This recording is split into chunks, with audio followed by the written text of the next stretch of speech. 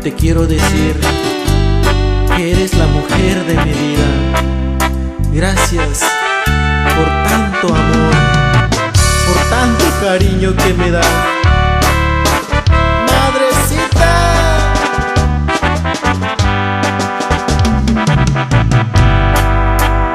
esa viejecita de piel arrugada, de cabellos blancos que adornan tu cara, es una estampita que llevo grabada.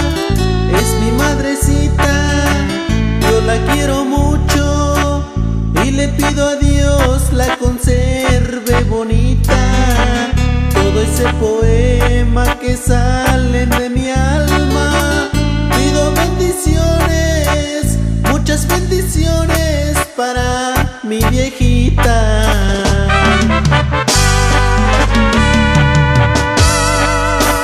Démele un besito, démele un abrazo, con amor sincero que brote del alma.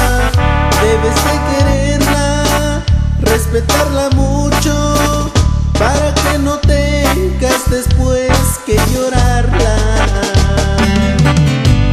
Un abrazo de mi madre es todo lo que necesito cuando la vida se me viene abajo. Ella es mi mejor amiga, es mi madre, mi viejecita querida.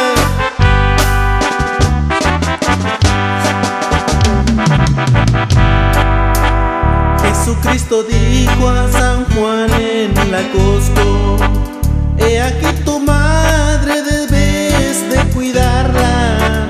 Ella te ha llevado muy dentro de su alma, te llevó en su vientre, te arrolló en sus brazos. Debes de quererla con todas tus fuerzas.